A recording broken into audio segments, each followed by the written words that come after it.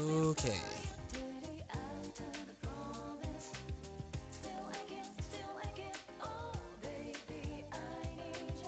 Oops, body myself just now.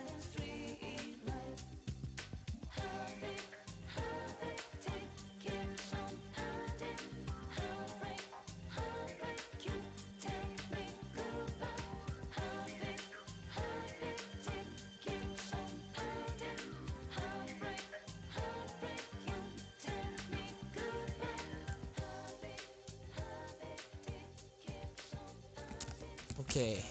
Oh yeah, I forgot. I wanted to try a couple of things. Let's add this.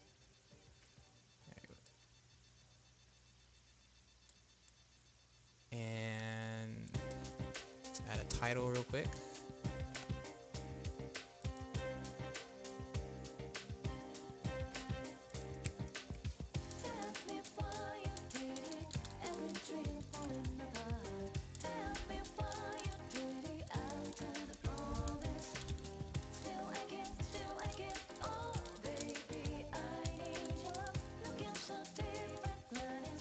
We're scrolling.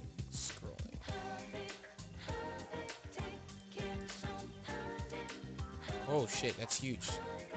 Let's resize this. Oh, I guess you can't have the...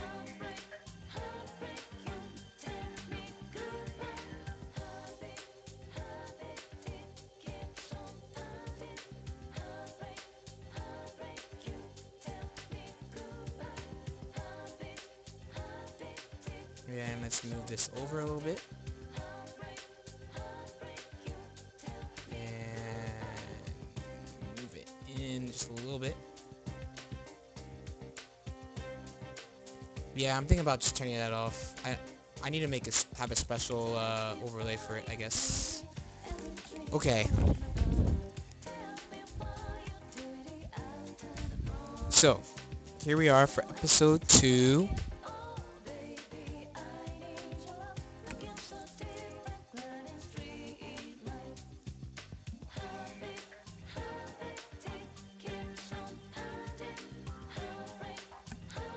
As you can see by my amazing scrolling title, we're going to be talking about playing. Well, I mean, all of this is going to be talking about playing, but the exact question, should you only play against good players to avoid bad habits? There's actually a couple of things I want to touch on during this. Doing this, too.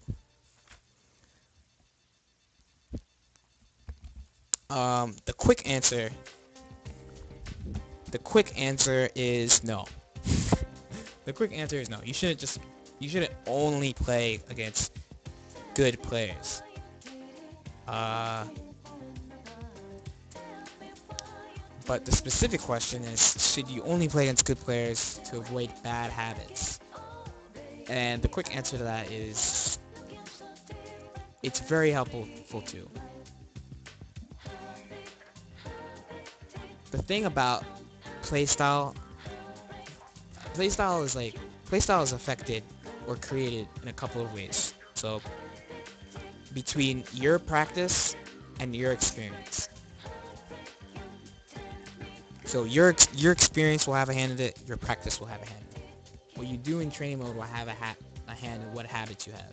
You will likely have, when you're starting, you will likely share a lot of actions, characteristics, reactions, habits that other beginners have, or other intermediate players have, whatever skill level you're at. The real best way to avoid bad habits, I guess you could say, playing good players is good, and you'll get a lot of good habits, and get rid of a lot of bad habits. But at the same time, when you run to certain types of players, you might be thrown for a loop. Your goal is, in the end, is to beat everyone. If you want to beat everyone, you have to play against everyone. You have to be open to playing people. It's obviously a good thing to play good players all the time. That's great practice. But if you close yourself to playing everyone, then you're going to have gaps in your experience. Experience is what really gets rid of bad habits, what really sculpts your style into something great.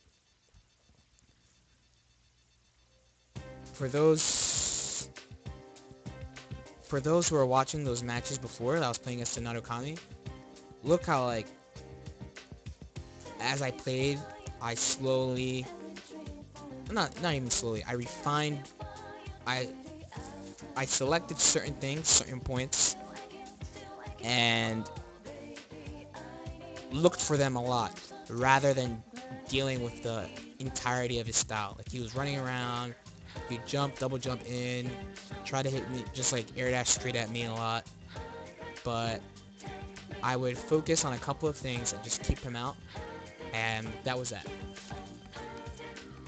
Rather than trying to, like, if I only played good players, then I would expect them to respect my space. Like, a good player would not just, I'm using good in quotation marks, a good player would not just jump, double jump from full screen, but this guy did, and so stop it. Yeah, I was able to stop it because I have that in my experience. Like, between my own play and my experience, I was able to identify it and nullify it and not make it a thing. So if the best way the true best way to avoid and get rid of bad habits is by playing everyone, then what do you do? It sounds like a rhetorical question, but it's not in a lot of people's cases, because there's a lot of ways you can get matches, right? You can play in person, you can go to a tournament, you can go to a gathering, you can net play. There's a lot of ways. My personal way is mostly net. It's just like playing everyone is a good thing. Getting games from every avenue. If you're trying to, because your intent is to, get really good, win, perform well in tournaments. So I think every venue of play is good, because different types of players exist in different places, like in different venues of play. So net players have the bad reputation of never going to tournaments. So if you want to play a net player, you have to play them online. There's no choice. Tournament players, there's some people who only play at tournaments. There's some people who don't go to gatherings and only go to tournaments. So if you want to play them, you need to go to tournaments. There's some people who go to gatherings that are close to them and can't travel to tournaments, so the only way you can play them is by going there to their gathering.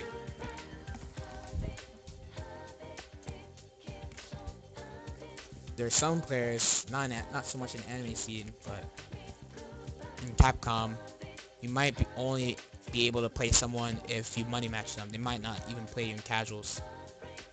So it just depends.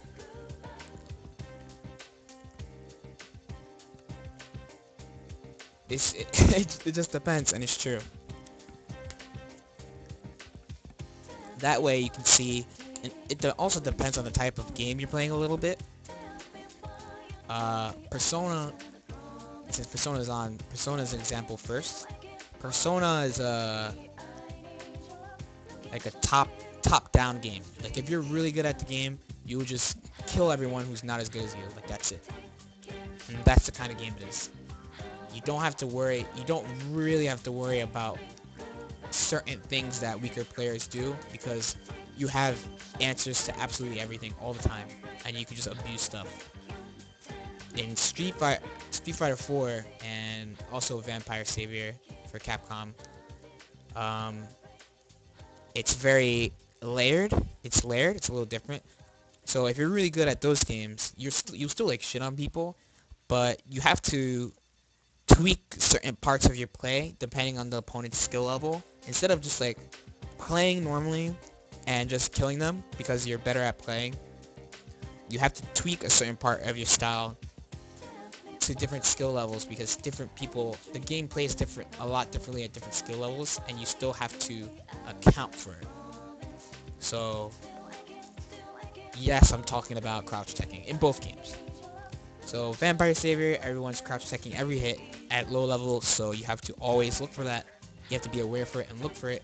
But at higher levels, people don't try to crouch tech everything, or they are better or more consistent at crouch teching, as in tech hitting. So you have to be aware of that and change your strings in your offense that way. SF4 same thing. Like for people who are watching the Justin versus Chris G grand final, right? Chris G was doing standing jab. He would take like 2 or 3 steps before he hit standing fierce, close fierce. That would not work on someone who just started playing SF4. But he'd also be aware of that and just not walk forward. He'd probably just delay a tad and get the counter hit.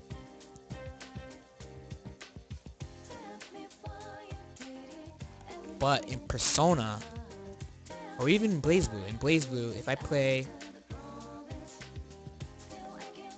against any, let's say any Jin, let's use Jin, any Jin, and they're not my skill level, that's it.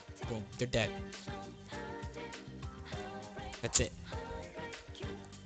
Like they can't deal with me neutral. I'll knock them down in the corner and just kill them. Can't roll. Stop the super. It's good. Same Persona. If someone's not my skill level, they'll just die. So you have to take that into account too. So if you're playing like an Arc Sys game, you want to play everyone and get your skill level high, and then once you yourself are a really strong player, you can just play. Like all the things you built up, all the ways you play the matches, the assumptions that we talked about last episode, and just your general style. Because avoiding bad habits, kind of, it's a layered thing. I'm using that word again because there are bad habits up to a certain point of play, and then you get to a point where you have good habits, all good habits that can be taken advantage of. That you can be taken advantage of. There you go. So a good example is late OS tech and BlazBlue. That's a very good habitat. Late OS throw tech. For people who don't play BlazBlue, you can only tech throws once in a certain window. And if you purple throw, this is a general throw mix-up. If you purple throw them and mess up their throw timing, you get a guaranteed throw. Or you do a green throw and they are scared to tech and tech too late. I.e. not teching the throw. So a late OS throw tech is pretty good. A really late OS tech is pretty good. We can still be caught by throw rejectness like that. A throw, like a BC throw to tech throws, not such a good habit. So there's so many ways to kill that. There's so many ways to kill it and get a counter hit. For anyone who played CS1 against me, just remember TK jump 2D. Rapid cancel, whatever. Jump 2D, rapid cancel, 2C to 5,200 damage. Just because you whipped throw. Which would not have happened if you did a late OS tech, because you would have blocked. So,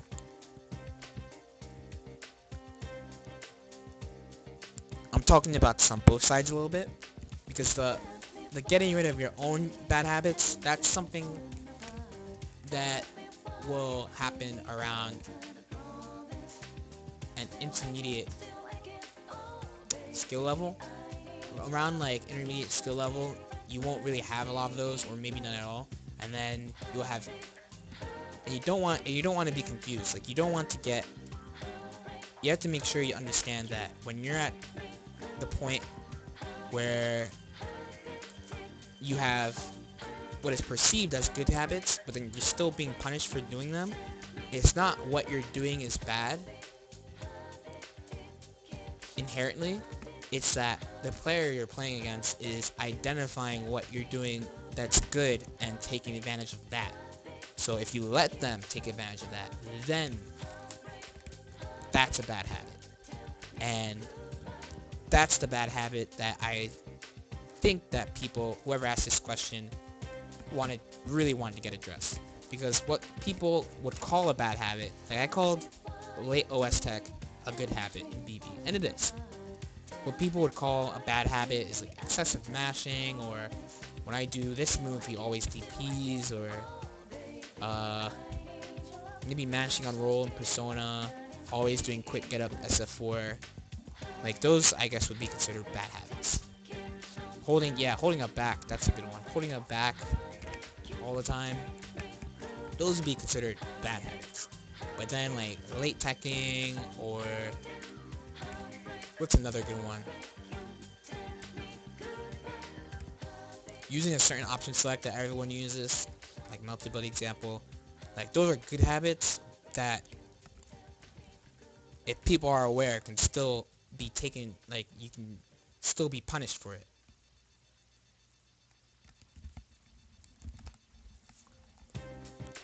So if you're getting punished for it, it's still bad. Even though it's a good thing to do, it's still bad. What your eventual goal, and this is quite important for fighting games in general, is to get a malleable mind. And what I mean by that, and I think it's perfect to talk about this since we're talking about habits, is you need a very flexible mind to be able to change your actions quickly. So habits, the word habit, it's doing something pretty much by instinct, and it's something you always do. It's something that, it's like a Pavlov reaction kind of thing, right? Like this guy does this, I'm automatically going to do this. Good or bad. So if you can identify, so straight up bad habits, yes, you can get rid of by playing. We'll just say playing, not just good players, just playing overall, because your style will become more refined. Once you get to that point where you have just strong good habits, what's next is being able to identify when is someone targeting your habits, notice something targets it, and then being able to stop doing it, or change doing it. Not change doing it, or change how you react in the same situation.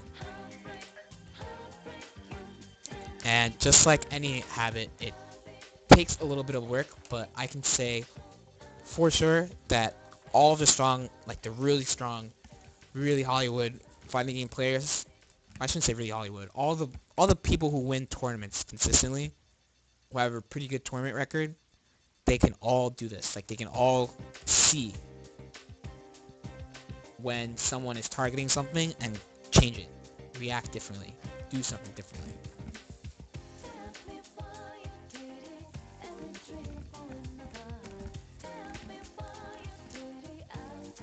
So, next, how do you go about changing habits? Changing your habits.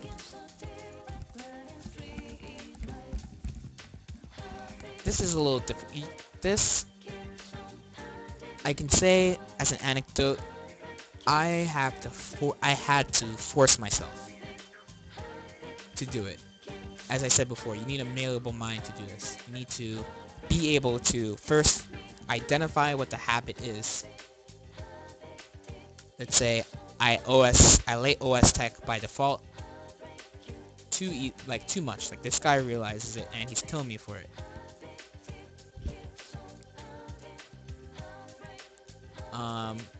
And then from there, tell yourself in that situation not to react the same way, which is great. if you go into the same situation enough, and then you have multiple moves you can do, multiple moves you can make in the same situation, it kind of mitigates that, because then your quote unquote habit would be, instead of, let's say, okay, I get hit by a lion from Narukami, right? So instead of your habit being, oh, every time I get hit by a lion I just DP, if you DP'd, mashed, or backdashed, or blocked, if you did those four things a bunch after getting hit by a lion, then when someone hits you, they're not going to be like, oh, this guy always DPs after I hit him, so I'll block. They have to instead think, oh, well, he does DP or block or move or mash or jump, and I could only select against a couple of them. Especially, like, if you don't show your whole hand, too. Like, if you DP and then you backdash. So then, a normal person might think, well, okay, he's either going to block, DP, or backdash. Like, they're still going to have block in their head. And then you can still show them jump or something else. So a good trick to changing your habits is adding a couple of more things in that situation.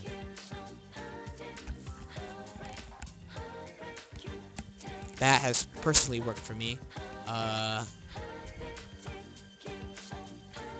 But no matter what, you have to force it, because it's something that's become like an instinct to you. Like, you can't help but do it.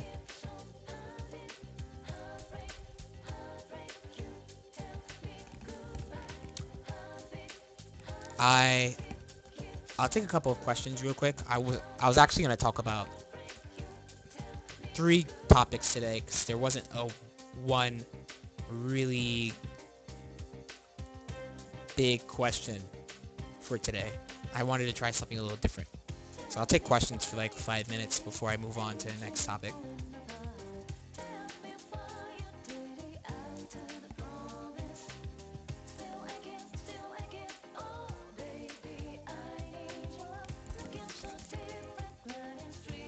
Maybe I'll scroll up some.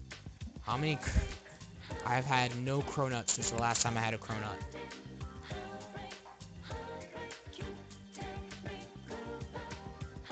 How big do you think the gap is between beginner, intermediate, and regular tournament players? Specify what you mean by beginner. Like, a beginner tournament player, a beginner player to the game, an intermediate player. What's a regular tournament player? Because there are regular tournament players who are pretty bad. There's also regular tournament players who win all the tournaments.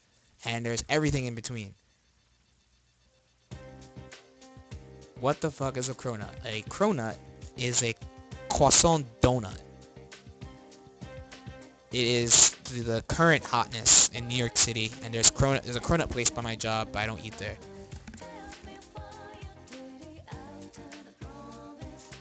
How many times have I played Fire Emblem 4? I play that game at least once a year.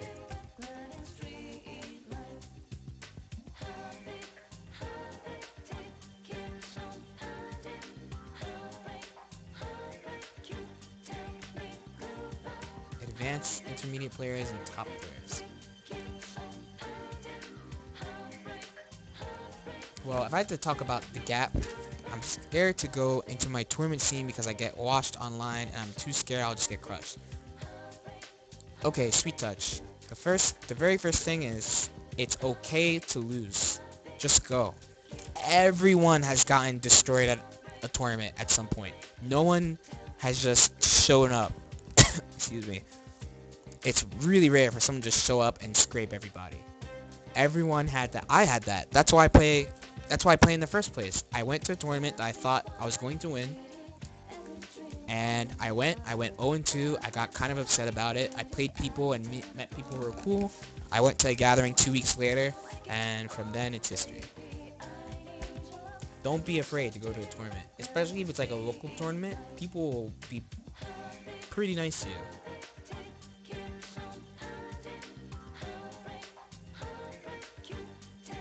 most of the blame comes from the fact I don't play much or against many people, as well as bad habits I don't realize were correct because I don't practice or play much. Well, you need to play. That's a simple solution. You need to play. How critical do you think one should be of their own gameplay? I actually think that people don't reflect on their, like, there are people who don't watch their play. There are people who watch their play but don't really reflect on it. I don't think enough people reflect on their play a lot. I'm super critical of my own play.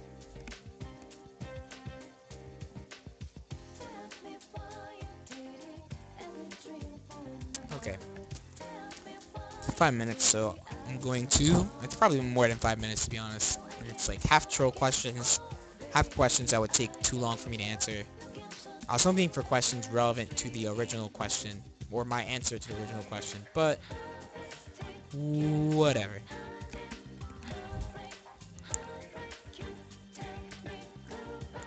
I will note Proxen. So the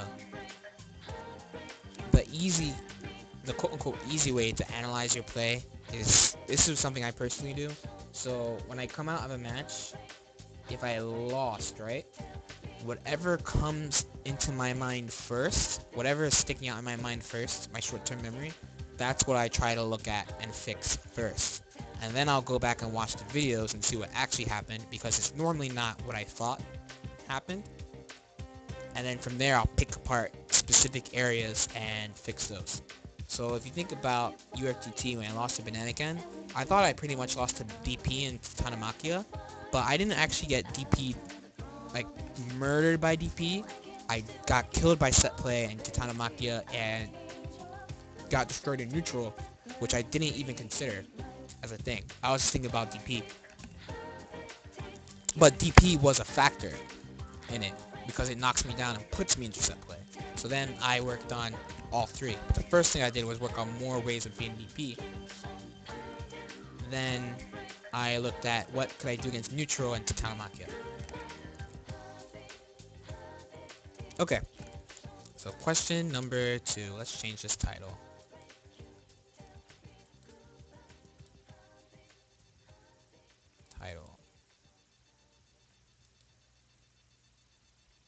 So we're going to change it to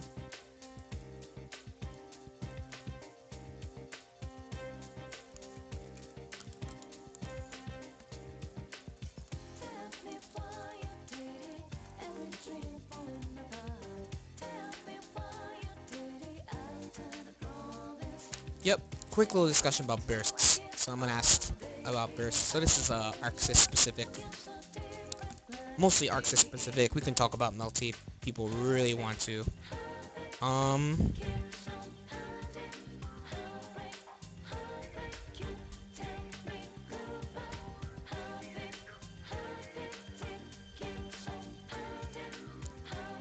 just fix that real quick. So bursts.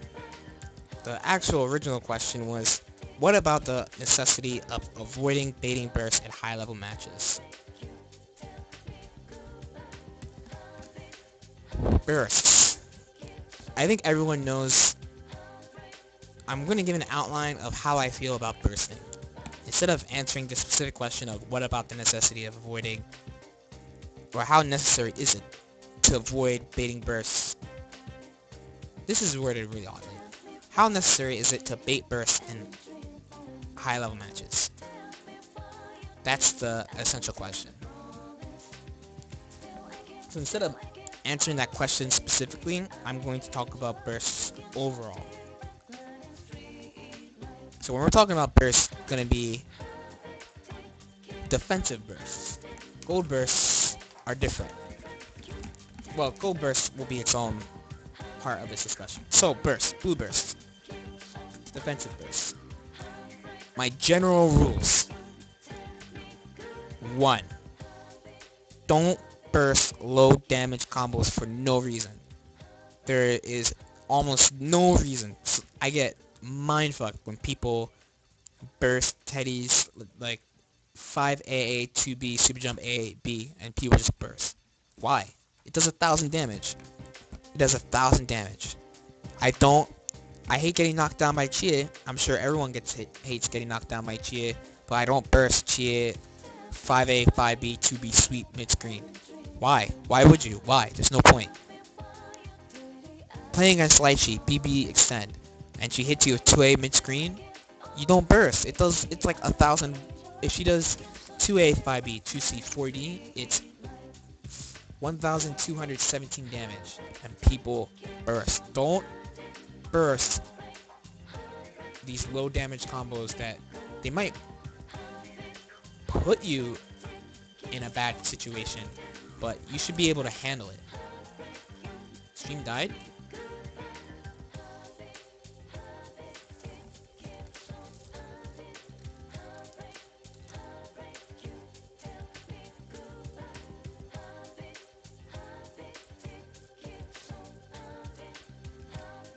No video.